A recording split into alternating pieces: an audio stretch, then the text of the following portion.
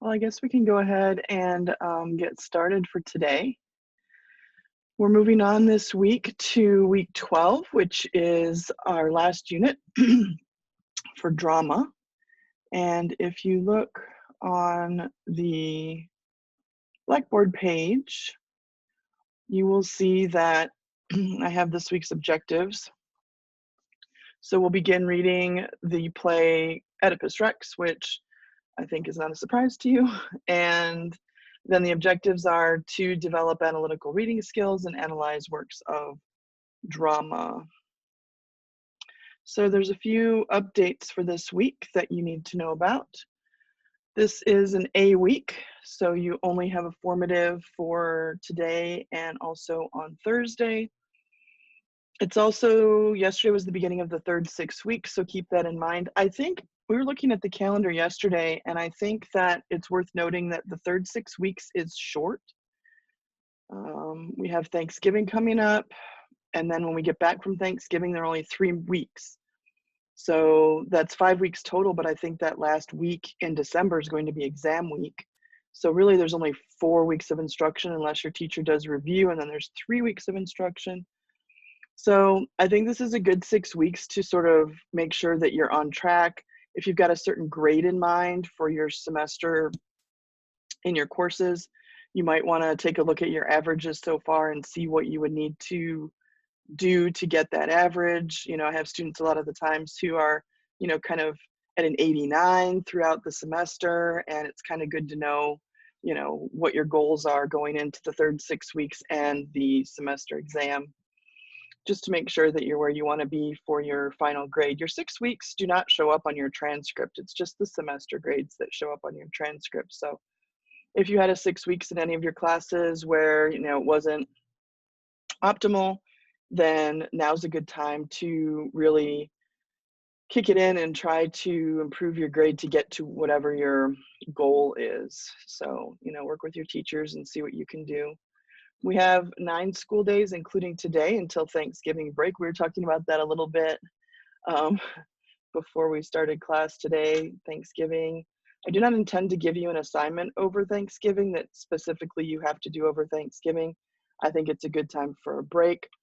I will have introduced the research paper by then, but it will be your choice if you want to spend time doing that or not. I just want to have it assigned so that, you know, people who do have time on their hands and want to work on it can, but I'm not going to make a specific assignment for you to do anything over Thanksgiving. I think as much as possible, we should all just take a break. I know I could use one. I also wanted to talk about the poetry explication projects. Those turned out pretty well. I ended up reading, like seeing a lot of the same poems popping up over and over again, which was interesting because it was interesting to see how different people presented those poems. But overall, I think that they were well done. I think that they showed a lot of thought, and there were some issues with people not including parts that were required for the project, but those were individual things, and I addressed those in the comments. So most people did very well. I tried to give some good feedback on those. There's a grade in Blackboard for your presentation. There wasn't a way to separate. I might yet find a way, because Blackboard's really strange, but I might yet find a way to put your grade for your peer commentary in there. I might just make another column and put it in there. But when I was grading the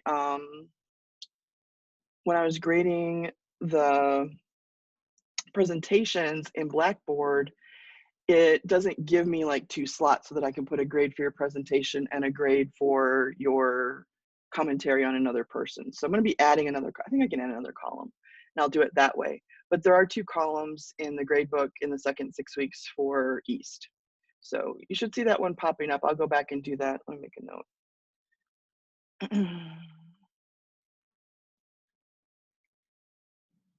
I'll do that so that those of you who took the time to really give some good thought on your classmates' projects, that grade can show also in Blackboard. So I'll go ahead and put that in also. But I was pleased. It took me a while to get through them. I watched them all first and made some like written notes and preliminary grades, and then I went back and watched them again and put in all of the commentary and stuff this past weekend. So I think they were pretty well done. You should go back and look at the commentary and things on that.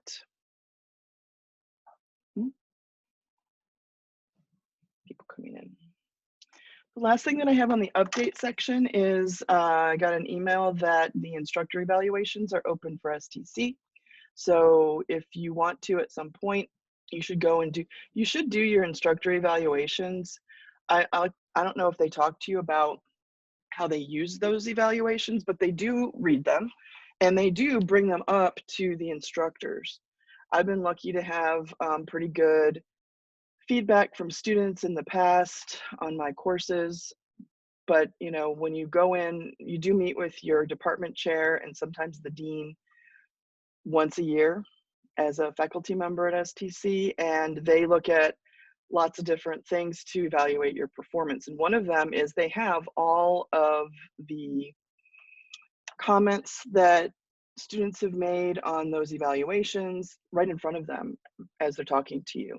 They have them available. So they're looking at that. They're looking at, you know, to what extent is the instructor meeting the needs of the students and all of that. So if you have an issue with a professor, but it's not to the point where you want to go and make, you know, bring it up to the instructor, but you do think that it's something that should be pointed out, I just want to reinforce that they do look at those student evaluations. So I think it's a good idea to fill them out and be honest, because I get them too. I can see them. There's no names attached to it, but I can see like how many students felt that, you know, I was timely in returning papers or not, or whatever. And so sometimes you can adjust your own practice and become better by looking at those. So I would encourage you to, they're usually open for 2 weeks or so. I would encourage you to go and fill those out just so that your instructors can get some feedback on your experience in the class. But I don't want you to think that they're a waste of time to do, because we see them, and then even if we don't go, because you have to go to JAGNet and look it up and all that, but even if we don't, they do bring that up in those conferences. I put the link right here.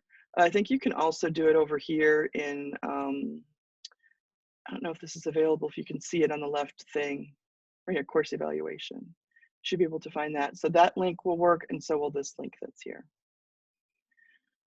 You'll have to sign in and stuff. All right, any questions on the updates?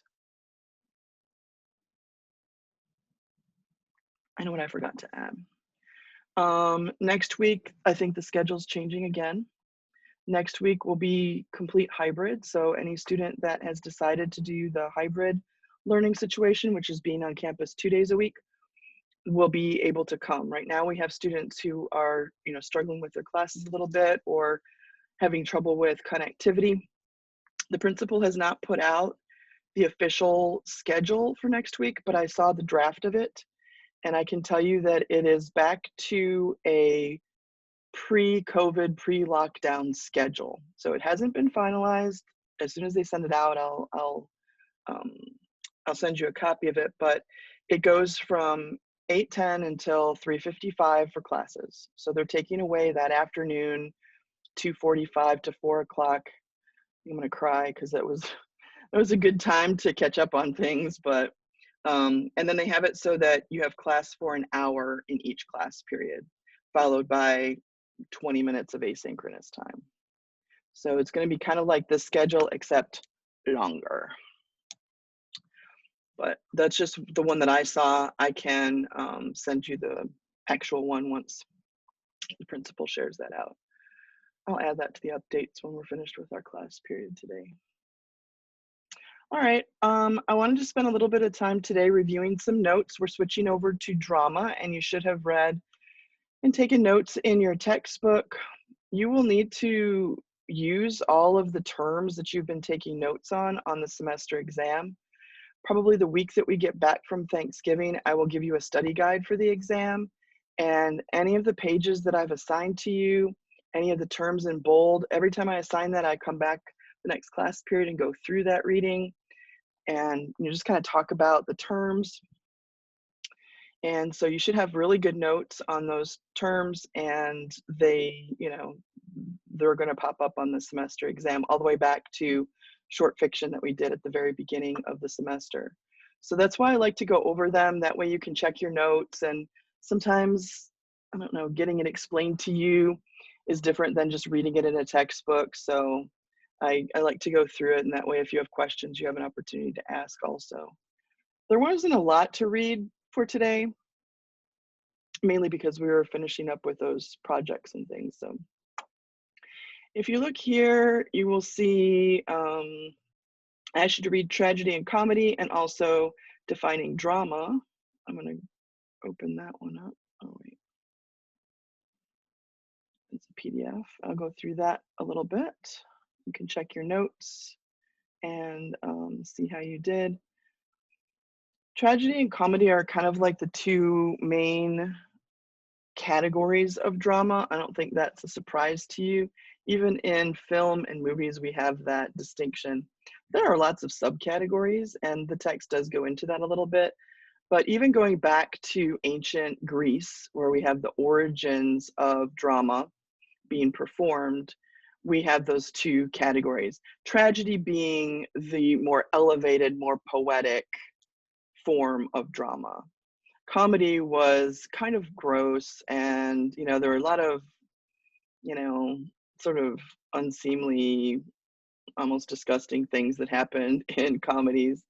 But if you watch the video that I put out last week, hopefully you did, because there is a good background on Greek theater.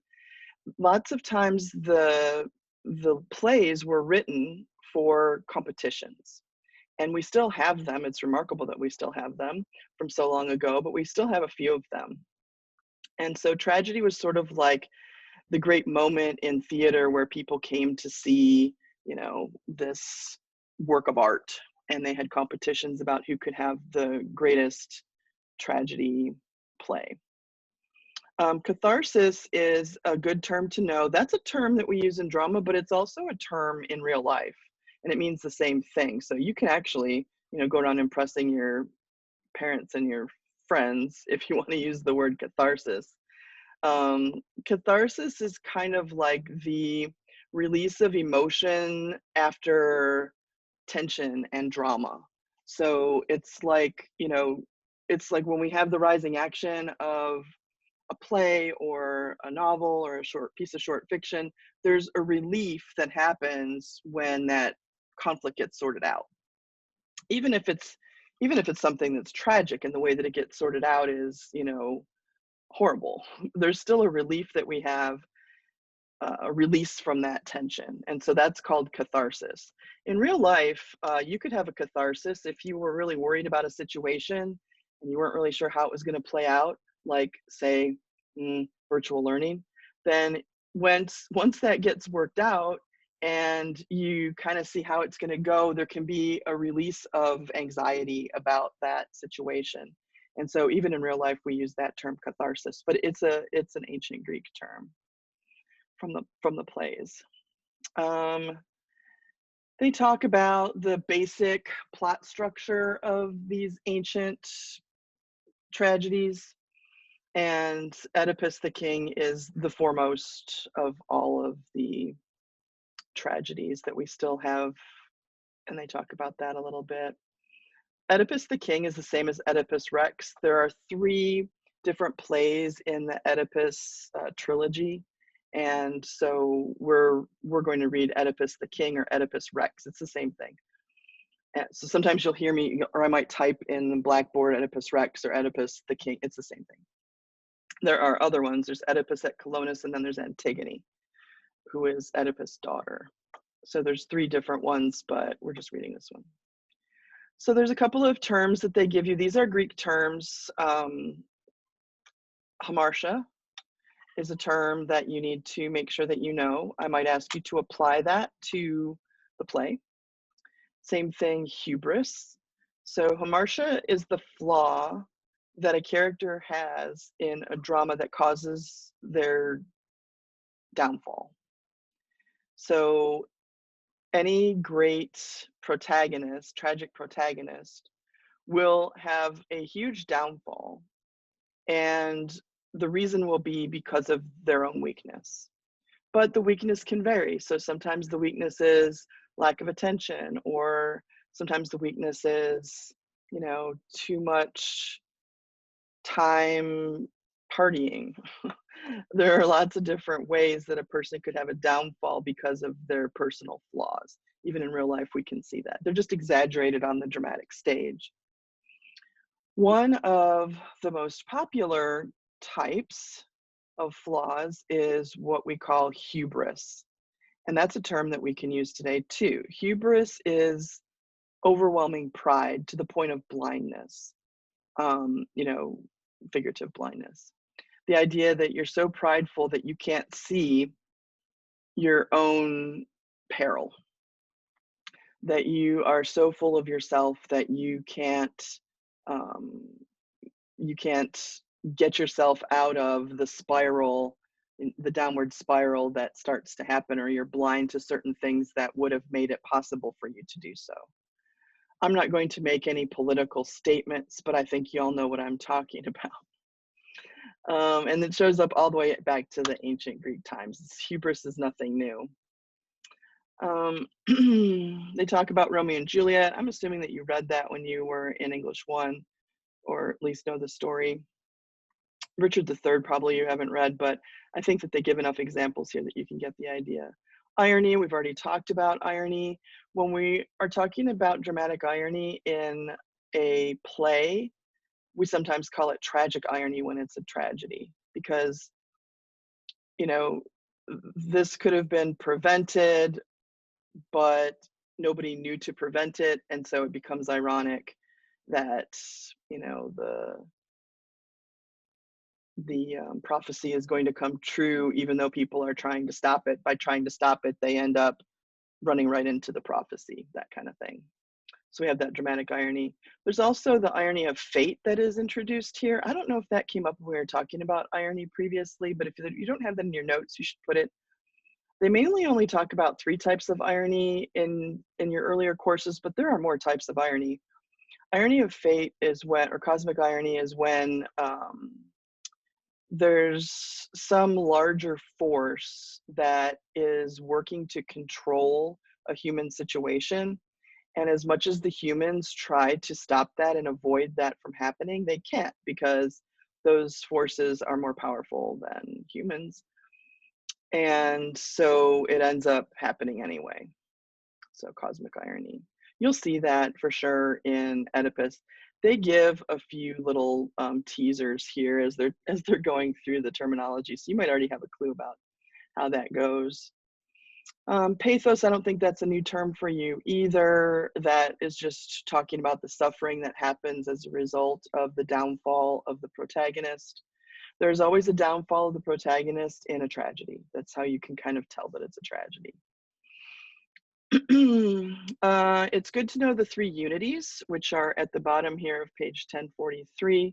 Aristotle, in his great work Poetics, set forth the idea that for a tragedy to seem realistic for them at that time, nowadays we have a different idea of realistic because we have CGI and we have, stage sets that are $1 million stage sets.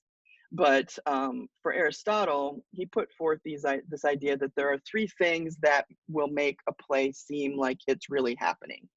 And they're called the 3 unities. So the first unity is the unity of action. In other words, the entire play has to happen in real time. So it can only take 1 day. It's not like you're going to jump ahead to next week. Obviously, plays and films and things like that nowadays do not follow that unity, that element. So this is just for ancient tragedy, really. Playwrights broke out of that over time. So then there's unity of place. The time, the requirement is that the play has to have a single setting. In other words, it's not moving locations.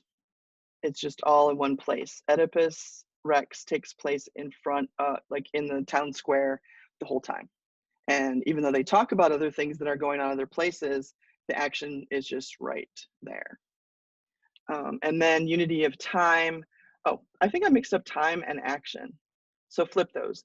Unity of time is that it can only take place in a day, and unity of action is that everything that's in the play is going to contribute to the the plot of the play. You're not putting anything in there that is like a distractor or something that's not related to, the plot line and the eventual outcome of the play. That's action, and then time is about the real time, pretty close, one day at the most. So everything has to happen. So that's why, and we're going to start watching the play this week. Part of the assignment is to watch the part that you're going to read. And that's why ancient Greek dramas don't have a lot of action, because the things that led up to what's happening happened a long time ago sometimes. So they can only talk about it or go and get a witness who was there, and that person tells about what happened, because they didn't have the concept of, dissolve the screen and now we're 100 years later or 10 years later or whatever. That's a more recent development in drama. So they didn't have that because of the unities. There are some other types of tragedies that they mentioned. Tragicomedies, that's obviously a mashup. We see that more commonly in Shakespeare. The ancient Greeks didn't have that. Melodrama, whenever you think of melodrama, it's sort of like overly emotional performance. And I don't mean that that's the actor's fault. I just mean in general, it's an over dramatic, not too realistic depiction of human life. You can just think of those Mexican novellas. Oh, what's going to happen to me? Whatever, like all that over the top type stuff is a melodrama. Realism is another form of drama. We're in the 19th century now, so through time, these different types have emerged. Realism is exactly what you would think. People got tired of the melodrama that didn't seem realistic and were like, oh, please. So realism came in, and realism was sort of like reflection of real human life and everyday situations in drama. Don't mix up realism with naturalism, although they are similar. Realism is like, okay, here's a snapshot moment in time of these people in their lives. And naturalism is, here's a snapshot of human life, and there's like something about the human condition that the playwright is trying to present.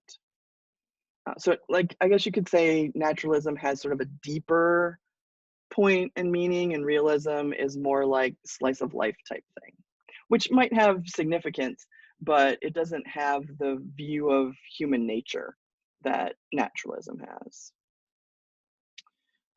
Comedy, I know I'm taking up a lot of time talking about these terms.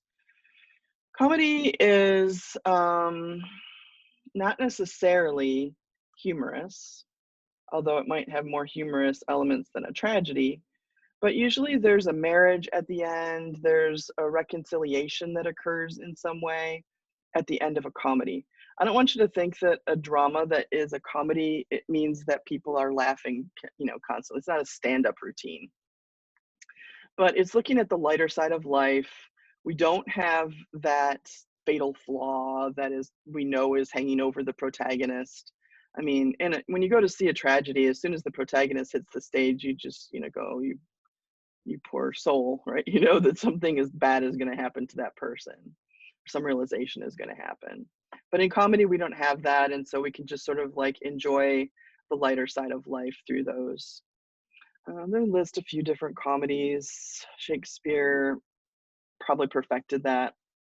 They talk about old comedy and new comedy. The idea of the ancient Greek idea of comedy, which was kind of gross and disgusting. Sometimes they would act out, sex acts or, like really disgusting discoveries. They don't really do it wasn't porn, but like, body, I think they use the term body humor in the text. It's just sort of like, the lighter side of life, but also kind of unseemly and grotesque. New comedy is just more like romances where there are misunderstandings, or it's funny because there's dramatic irony that makes us understand something that a character doesn't understand, things like that. Lovers that are kept apart and desperately seek each other, and that sort of thing. Satire, I think you've probably already studied that, but that is usually a humorous, like hashtag funny not funny situation. Satire is when we have a situation that is humorous, but it's got a biting point to it. Key and Peele, if you've ever watched any of those episodes, Dave Chappelle is good at that. Satire is holding up society with a magnifying glass and forcing us to look at ourselves with laughter. But that laughter sometimes turns to, like that moment of realization that we as a human race have some work to do, usually. So there's usually like a serious undertone to satire. We talk about romantic comedy. I think that's self-explanatory. Comedy of humors, we have that mainly in Shakespeare's time in the Renaissance, and the English Renaissance, not the same time as the Italian Renaissance, but we'll talk about that next semester. So the comedy of humors is just humors. The Renaissance people believed that people had humors in their body, not humor like funny, but their substances, because they didn't understand physiology at all. So, they didn't know that there were germs or things like that that could contaminate you and get you sick.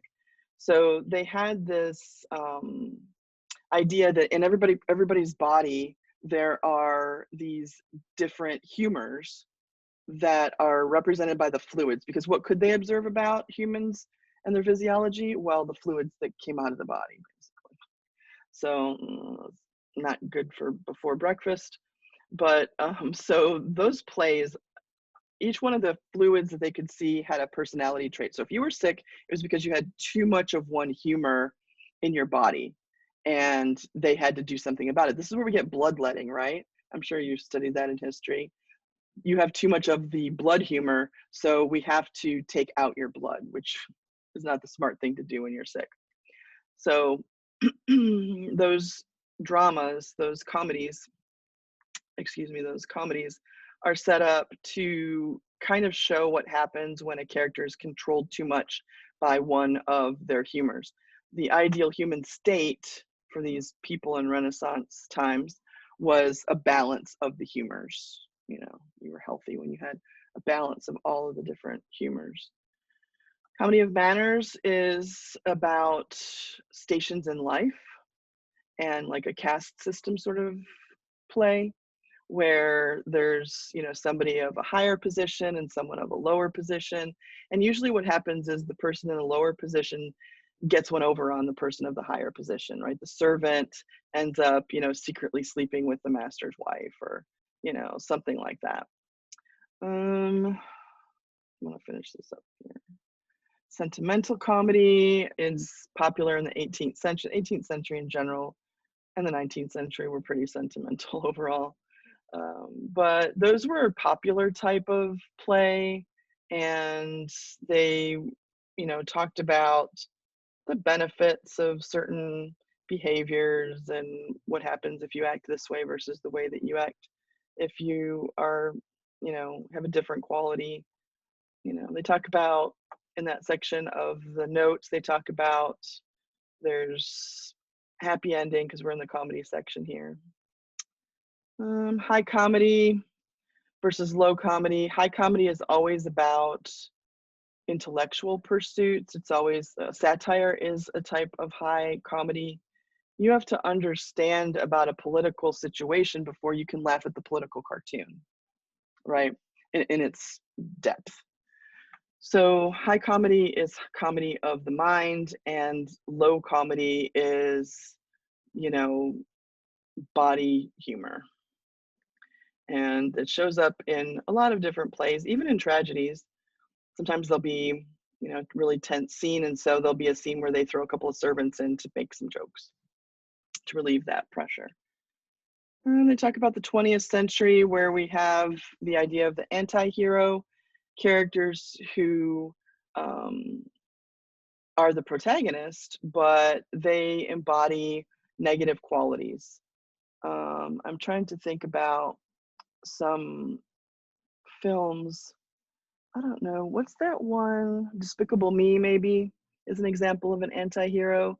I mean, that guy grew, he's lovable, but he's also trying to, steal stuff and, you know, bring ruin on society. So if you're a kid, that part doesn't play out in your mind too much. But when you're an adult, you're like, wait a minute, wasn't he trying to, like blow up the moon or something? So dark comedies are usually to reveal satiric points. Theater of the absurd. I know a lot of people who really love theater of the absurd. I just don't get it. It's sort of like where they take things to the farthest degree in order to make some sort of existential point about existence. The one that they talk about is Tom Stoppard's Rosencrantz and Guildenstern Are Dead, which is a play about the two most minor characters in Hamlet and what they're doing while Hamlet's going on. So like what they're sitting in a room, sort of goofing off while Hamlet is happening, that, high thought and, one of the most revered plays in the English language is happening, and they're eating apples and kind of like, picking their toenails, and then they go in and they do their part and they come back out and they're dolts and they're idiots even in the play. So it's sort of like, who cares what Rosencrantz and Guildenstern are doing when they're not on stage, right, for Hamlet? But Tom Stoppard cared, so he wrote that play. I'm almost done. Stage direction, scenes, acts, dialogue. I don't think that's anything new. Asides, you do need to understand about asides, and they didn't really happen too much in ancient drama. But in Shakespearean drama, they do. And if you're taking 2321 next semester, not all of you will, but some of you will take 2321, we will be reading a Shakespeare play. So asides are usually significant there. An aside is not the same as a soliloquy, but a soliloquy is when a character is alone on stage delivering their thoughts, because otherwise, how would the audience know? And an aside is when the character with other characters on stage kind of has a moment where they talk directly to the audience. They break the fourth wall of drama and say something to the audience to fill them in, and then kind of like revert back to their character on stage. I know that was a lot, but hopefully going through that helps. Are there any questions on any of the terms that I talked about? Did I skip any accidentally? I took my glasses off because.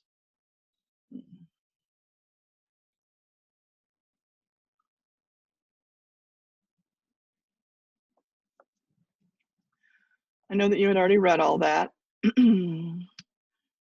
but it's worth going through so that when it shows up on the test, we know what to do. Oh, that rhymes. My mad flow for today. You should have looked at the stage directions diagram.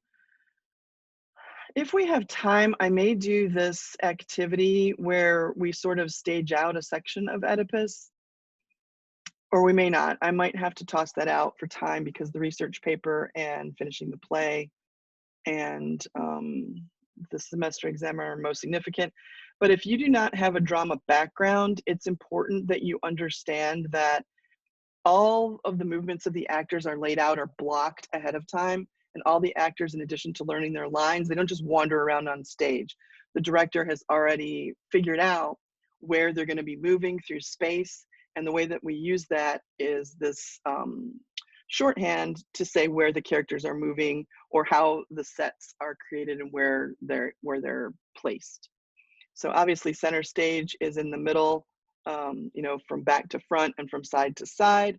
And then stage left, stage right, in case you ever see actors moving, are from the actor's point of view. So if I'm on a stage and I'm looking out to the audience, then stage left is to my left as an actor. The audience, it's going to be the opposite. So just, kind of keep that in mind.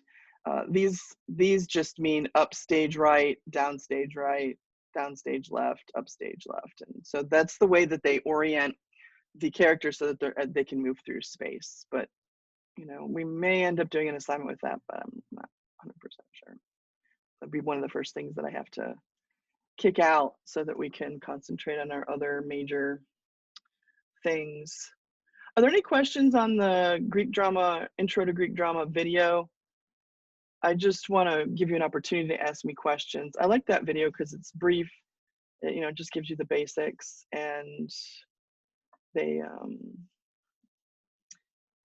explain kind of the context for Greek drama, which is very different than our modern drama.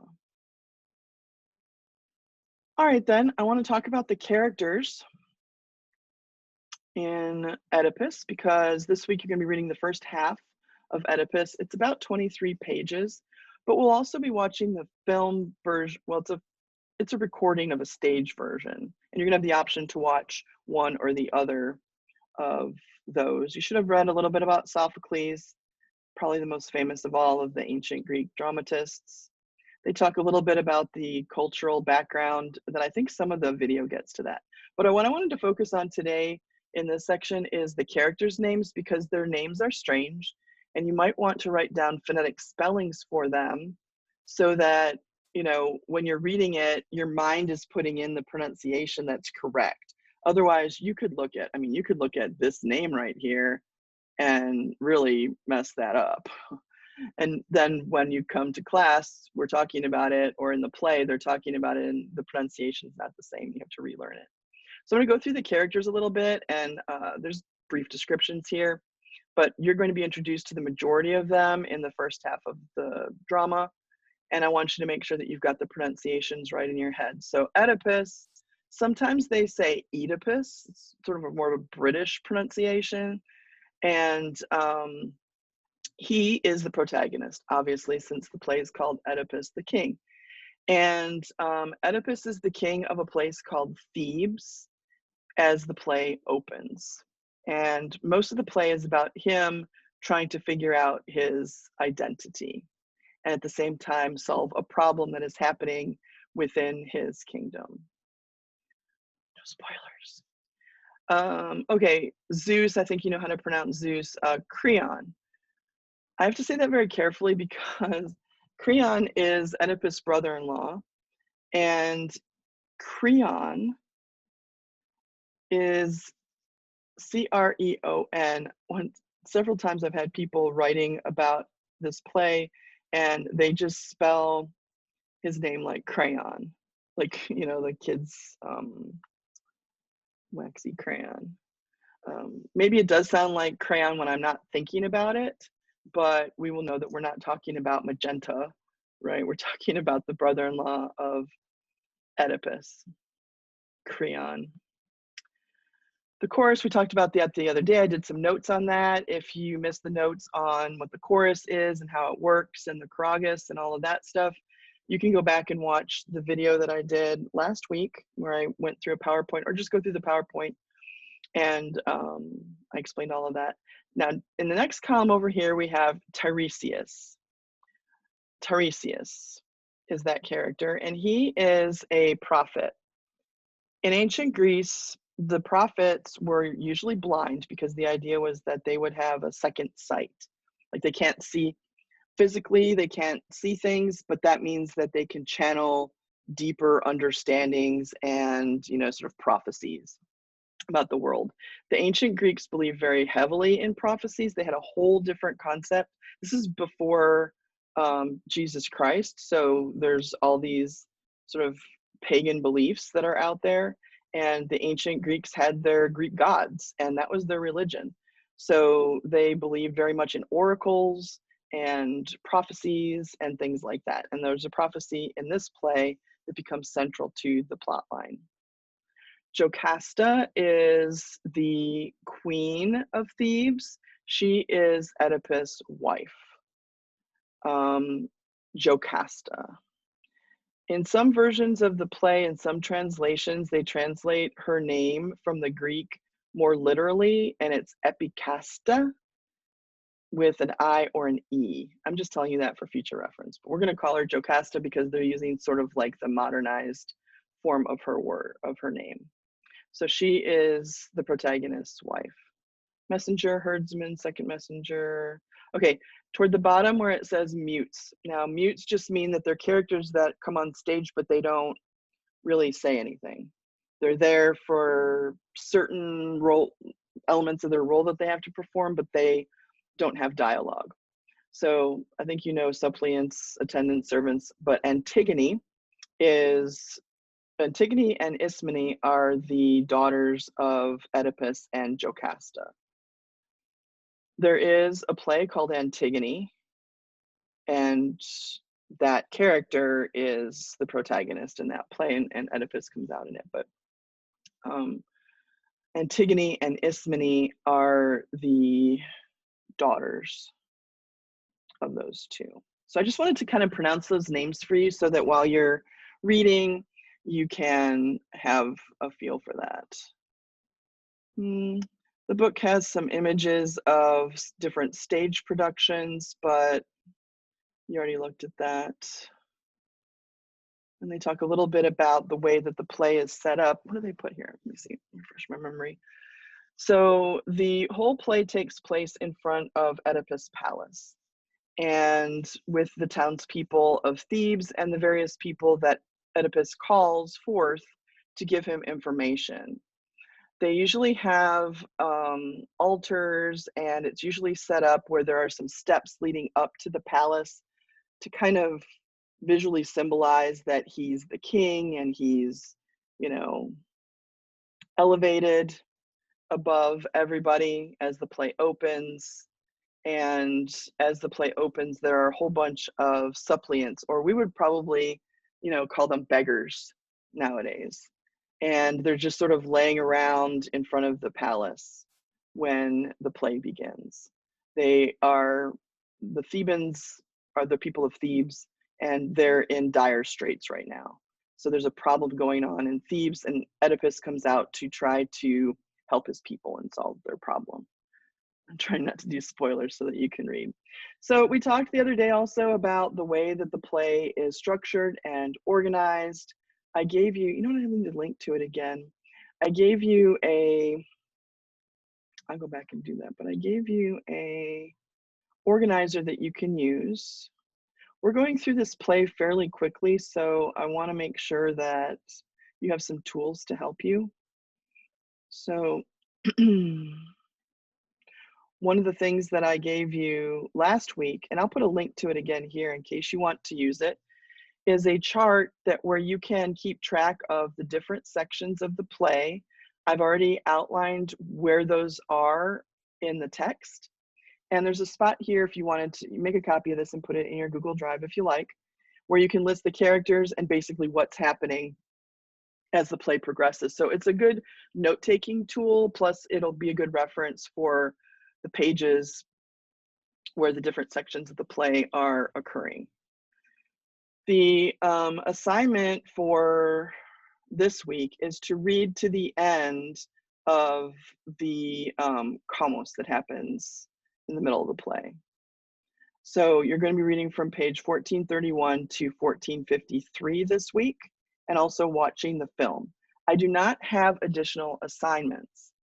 I feel like if I just gave you a bunch of questions to do, that would just take up your time, and I would rather that you spent your time reading carefully, watching the film, go back and reread if you get a little confused, looking up words you don't know, looking up references you don't know. Reading is, at this level, is a task that takes time. So in order to free up time, I'm not going to give you an assignment that you need to do while you're reading it. This chart, I'm not collecting it. It's just a tool for you so that you can understand the play. The play will feature on the exam. So I want to make sure that there's a good understanding of what's happening in the play. And we're gonna finish it before Thanksgiving. Remember, we talked about that last time too, so that we can concentrate on the paper and the exam when we get back from Thanksgiving. So that I'll put a link here. I didn't put it in this week. It's linked last week, but I'll go back and put it in. So this week, your assignment is to read Oedipus Rex. I put the pages here, but it's to the end of the Commos. And I put a PDF of the book. I couldn't find one online for this particular translation. So I just made a PDF. It's not the greatest, but it's readable. So if you'd rather just read it in PDF, you can download that, or you can read it from your textbook. I just took a PDF of those pages. I also created a study guide, again, another optional tool for you. Maybe it'd be something to look at as you read. I put like sort of 1 or 2 items for each of the sections of the play. Just like a little focus area, something to look for, key elements, that kind of thing. I put a note right at the top. You do not need to write out these answers. This is not an assignment. This is a tool to help you as you are reading. The main focus this week is reading those 23 pages of the Oedipus play. I'm going to tell you at the beginning, it's going to be a little tough. It's very ancient. Well, it's not in ancient Greek or anything. It's been translated, thank goodness. But it's a little slow going at first, kind of like when you have to get back into reading Shakespeare. It's going to take a little bit of extra work and concentration. It's going to be slower than if you're reading, a piece of short fiction. But you will start to, after maybe, 4 or 5 pages, it will start to become easier. So don't get frustrated at the beginning. Read your footnotes. The text does a good job with explaining things in footnotes. Look up words and allusions that you don't understand, because it is written in poetry, actually, and apply them as you're reading. So you can see where 23 pages, if you were just to sit down and read it and it was kind of a simple text, it might take you an hour. I don't know how fast you read. It'd probably take me about an hour. But it would probably take you longer to read 23 pages of Greek drama, because it's going to be a little more complicated with references and maybe words that you have to look up. And also, it's kind of a really, really formal type of writing. So give yourself a chance. Use the tools that I've given you. If you start to have questions, look at your footnotes. But you can see I broke down the play and I kind of put a question. And if you want to, you can kind of like, after you read this little part, then go and ask this question to yourself, or before you read the prologue, ask yourself this question. This is just to kind of guide your reading and make sure that you're focusing on, key elements of the play. So it's broken down into all those sections, and then the play as a whole. We'll get to that next week. So again, that is not an assignment. It is a tool for you to help you do your best at your reading. So that's a choice for you.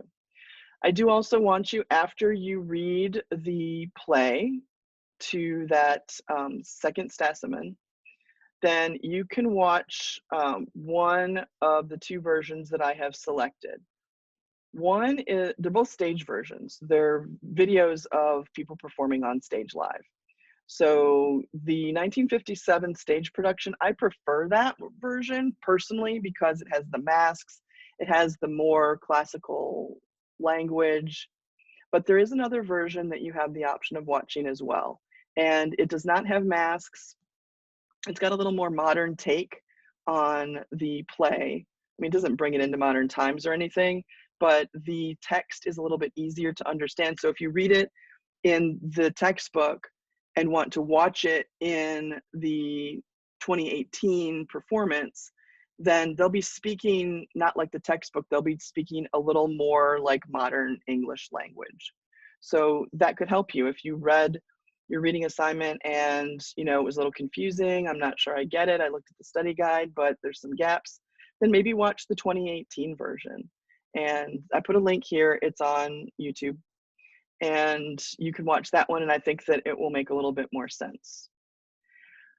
I did set up, you're only watching to the part that you're reading, so you have to watch the entire video. We'll watch the second half next week, if that makes sense. When we read part 2, then we'll watch the video of part 2. But I think the video, the recording really solidifies the elements of Greek drama in a performance. These were written to be performed, not to be read in isolation.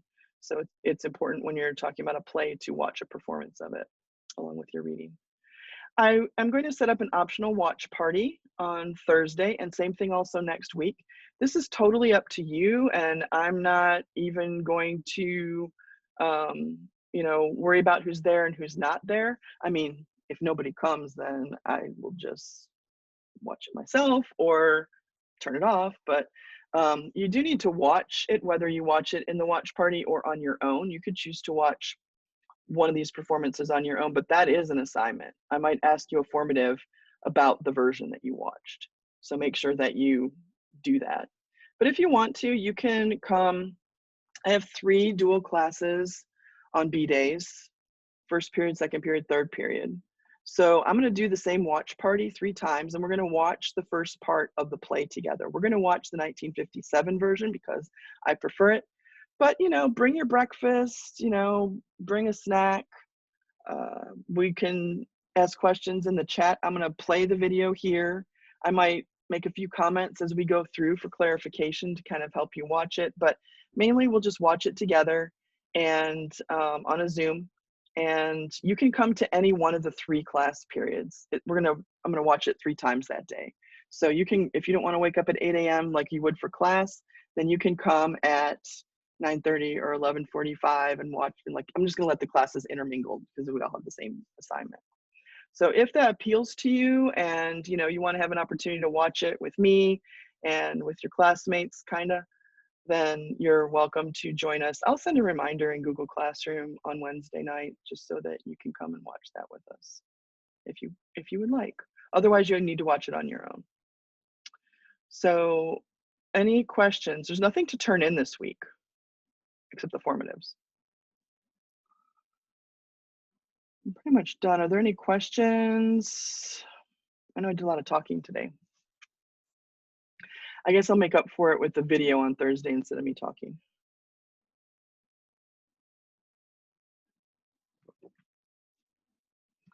Anything I didn't go over? Okay, I don't see anything in the chat and nobody's muting. So just a note that if you decide to join the watch party, I'll send the link out also in the Google, like when the reminder when I send it out to you on Wednesday night. But the Zoom link is not our usual class link because I want all the classes, whoever wants to join at whatever time is convenient for them on Thursday. I just made one general link. So it's not going to be our regular class link, but it's here for you. So you can, I don't want to start a meeting. No. Sorry. All right, well, that's it for today. I hope that you all have a good week. Really dig into Oedipus Rex. It's a great classic story, and I hope that you enjoy reading it. Other than that, I will see you either Thursday for the watch party or next Tuesday. Have a good week. Ooh, good timing. Thank you. Have a good day. You too.